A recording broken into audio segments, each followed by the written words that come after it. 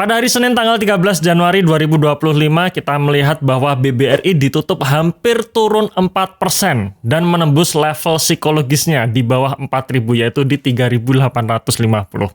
Dan tentu saja penurunan saham BBRI ini akhirnya mendorong IHSG juga turun sebesar 1%. Ya, ini kayaknya mengkonfirmasi bahwa di tahun 2025 ini IHSG akan benar-benar gelap seperti itu ya. Tapi ya inilah yang namanya siklus market, teman-teman sekalian, bahwa akan ada fase-fase di mana ekonomi tidak pasti ya, penuh dengan ketidakpastian membuat market jatuh, tapi nanti juga akan ada fase-fase di mana ekonomi membaik yang membuat market itu euforia. Dan kita sebagai investor jangka panjang mau nggak mau kita harus melewati itu semua. Itulah kenapa tanggal 18 Januari besok ya saya akan memberikan tips di webinar saya di mana saya akan men-sharingkan bagaimana saya bisa 5 tahun berturut-turut selalu beat the market atau mengalahkan market dalam kondisi ekonomi apapun. Ya, jadi pastikan teman-teman juga join di kelas tanggal 18 Januari besok. Pendaftaran ada link di bawah ini ya.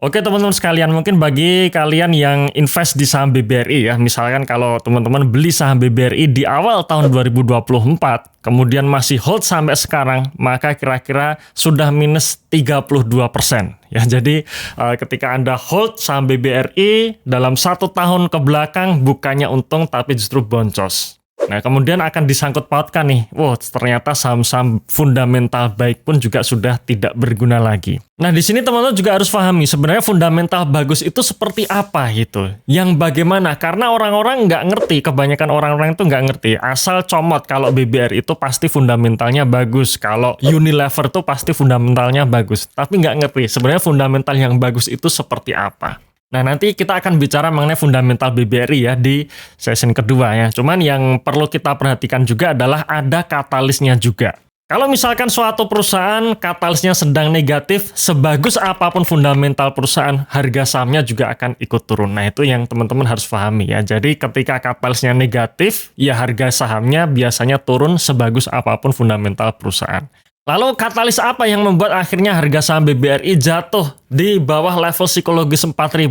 Ya, kemarin ada berita di mana Pak Menteri Bahlil itu mewajibkan perbankan dan lembaga keuangan bank danai proyek hilirisasi. Nah, jadi ini tentu saja membuat market merespon negatif ya, karena kalau sudah mandat dari pemerintah itu artinya mau nggak mau proyek tersebut entah itu menguntungkan atau tidak harus dikerjakan. Ini juga terkait karena Pak Menteri Bahlil mengatakan bahwa proyek hilirisasi ini adalah salah satu proyek strategis nasional dan harapannya tidak menggunakan sepenuhnya dari dana APBN, alias harus ada dana dari swasta maupun dari BUMN ini yang juga membiayai hilirisasi. Jika ada mandat seperti ini, ya itulah yang namanya BUMN harus siap Pak gitu ya, entah itu positif ataupun negatif, entah itu menguntungkan atau rugi, harus dilaksanakan. Dan ini yang membuat market merespon negatif karena takut nanti akan kejadian seperti Wika tahun kemarin ya, yang dimana Wika tahun kemarin membukukan rugi yang sangat besar, salah satunya karena mengerjakan proyek kereta cepat Wush. Jadi takutnya dengan adanya proyek hilirisasi yang diharuskan dibiayai oleh bank, terutama bank BUMN ya, ini khawatir para investor, nantinya tiba-tiba NPL-nya akan tinggi dari proyek ini. Dan tentu saja membuat investor ya akan menjual terutama bank-bank BUMN, salah satunya BBRI. Lalu apakah benar demikian bahwa artinya nanti istilahnya bank BUMN akan berlomba-lomba membiayai hilirisasi? Ya jawabannya kan belum tentu kan ya. Karena ini baru sekedar wacana alias beritanya dulu keluar. Dan market sudah merespon duluan sebelum kejadian. Prakteknya nanti ya kita tidak tahu apakah benar nanti BBRI yang tadinya fokus ke UMKM tiba-tiba fokus ke hilirisasi. Kok kayaknya sih terlalu jauh gitu ya. Cuma nanti akan kita lihat perkembangannya ya. Nah, itu tadi mengenai katalis. Oke, tadi kita bicara mengenai katalis ya, sekarang kita bicara mengenai fundamental. Nah, sekarang saya lanjutkan tadi pernyataan saya di awal tadi ya. Sebenarnya fundamental yang bagus itu seperti apa kan gitu. Fundamentalnya bagus, tapi fundamental yang seperti apa? Nah, harus teman-teman pahami ya bahwa fundamental yang bagus itu artinya adalah fundamental yang semakin baik. kinerjanya semakin bagus, labanya semakin naik. Nah, seperti itu. Kalau misalkan perusahaan berfundamental bagus hanya dari sisi neraca, artinya neracanya sehat, tapi kalau labanya makin lama makin turun, ya itu artinya fundamental perusahaan memburuk, seperti itu kan ya. Dan itu ya tentu saja nggak kita inginkan. Yang kita inginkan adalah perusahaan yang fundamentalnya semakin lama semakin baik, konsisten naik, dalam jangka panjang labanya terus naik, terus tumbuh. Nah, itu yang kita cari. Nah, sekarang bagaimana dengan BBRI? Apakah fundamentalnya bagus dalam artian fundamentalnya membaik atau tidak? Tentu saja kita nggak bisa bahas mengenai keseluruhan BBRI ya, tapi saya akan spill saja ya hal-hal yang menurut saya penting ya, poin penting dalam kita menganalisa perbankan khususnya BBRI. Ya, kenapa secara fundamental BBRI seperti ini dan bagaimana solusinya atau bagaimana kita menyikapinya. Karena kalau kita sudah tahu proyeksi atau katakanlah fundamental perusahaan BBRI sekarang berada di mana, jadi kita bisa ancang-ancang nih. Oh, berarti nanti kalau fundamentalnya dari misalkan nih memburuk kemudian membaik, nah itu bagus. Nah, maka di sini harus kita identifikasi dulu sekarang BBRI ini tepatnya di mana. Nah, kita langsung saja spill di laporan keuangannya ya, khususnya di laporan laba rugi periode terbaru September 2024. Di mana sebenarnya secara total pendapatan bunga dan syariah itu naik sekitar 15% ya. Tapi ya teman-teman harus pahami di sini ada total beban bunga dan syariahnya yang naik 43%. Nah, teman-teman harus pahami, ketika revenue naik 15%, tapi HPP-nya naik 43%, itu membuat marginnya mengecil, betul kan ya? Itulah kenapa laba bruto ya, bisa dikatakan laba bruto BBRI itu naiknya hanya 5%, padahal revenue-nya naik 15%. Nah, kenapa bisa seperti itu? Nah, teman-teman harus cek lagi. Berarti di sini ada yang menurut kita tidak baik ya, alias memburuk ya, dari sisi beban bunganya. Nah, kalau kita bicara mengenai beban bunga, maka teman-teman juga harus tahu konsep bisnis perbankan itu seperti apa. Nah, perbankan ini kan ngambil dana dari masyarakat ya berupa tabungan, giro, deposito ya, di mana bank akan memberikan bunga kepada si deposan tadi ya. Seperti kita nabung kita dapat bunga kan gitu ya. Deposito kita dapat bunga, kemudian uangnya dilarikan ke kredit.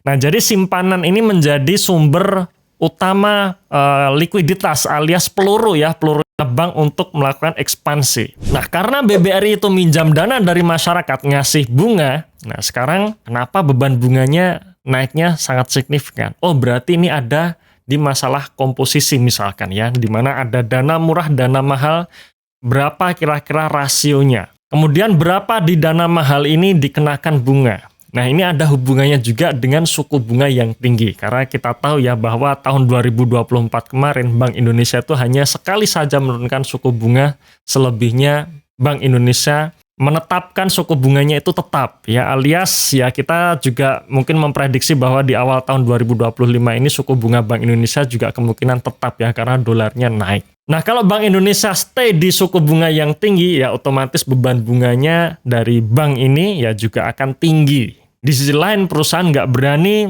menyalurkan kredit dengan bunga pinjaman yang tinggi. Kenapa? Karena ekonomi sedang lesu. Nah, jadi faktor pertama kita tahu ya bahwa suku bunga tinggi ini juga menjadi salah satu penyebab fundamental BBRI bisa dikatakan semakin memburuk.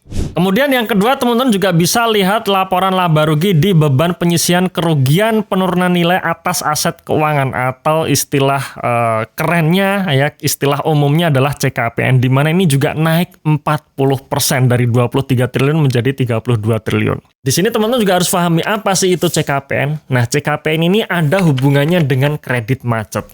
Ya, jadi bayangkan ya, tadi bank itu ngumpulin modal dari masyarakat, diselemparkan ke kredit, terus gimana kalau kreditnya nggak kebayar? Ya bank akan rugi, padahal bank itu harus mau nggak mau melunasi ya, misalkan si nasabah akan ngambil dananya ya, nasabah simpanan ngambil dananya, ya harus dikasih gitu, tidak bisa ditolak atau tidak bisa diundur. Nah, jadi bayangkan kalau kreditnya macet, ya disitulah bank akan mengalami kerugian. Dan kerugian ini ada sangkut pautnya dengan CKPN. Jadi ketika kreditnya banyak yang macet, maka CKPN-nya akan naik. Nah, di sini teman-teman perlu pelajari lebih lanjut di public expose-nya misalkan. Oh, ternyata teman-teman akan menemui di sana bahwa untuk tahun 2024 ini NPL di sisi mikronya tinggi, bahkan lebih tinggi dan belum pulih sejak Covid tahun 2020 kemarin. Nah, di sini teman-teman juga mengetahui ya bahwa ternyata BBRI yang dia terkenal dengan bank kredit mikro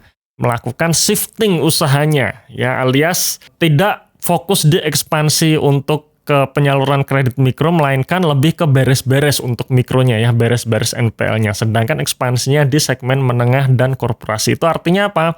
Artinya BBRI untuk sementara waktu sudah keluar dari core bisnisnya sebagai bank mikro. Nah, maka di sini juga bisa kita katakan fundamental BBRI untuk sementara waktu juga berubah nih. Dan membuat market juga merespon negatif terhadap perubahan fundamental BBRI ini. Oke, dari penjelasan tadi sebenarnya teman-teman juga bisa menyimpulkan sendiri ya bahwa ya BBRI ini ibaratnya sedang terkena double hit ya, hantaman dua kali. Pertama, katalisnya negatif, yang kedua fundamental BBRI itu memburuk. Nah, kalau dua hal ini terjadi ya kita tidak bisa mengharap harga sahamnya naik. Lalu kapan harga sahamnya naik? Ya ketika dua hal ini berubah, fundamentalnya membaik, katalisnya positif. Nah, cuman kalau saat dua hal ini berubah, ya harga sahamnya BBRI juga sudah tidak di level 3.000-an lagi. Nah, maka dari sini teman-teman sudah tahu ya kira-kira prediksi BBRI seperti apa dan prospeknya seperti apa. Nah, tinggal keputusannya nih, kira-kira bagaimana melakukan strategi dengan perkembangan BBRI saat ini. Coba tulis pendapat kalian tentang BBRI di bawah ini ya, dan sampai jumpa di kelas webinar tanggal 18 Januari besok. Sampai jumpa dan salam Passive Income.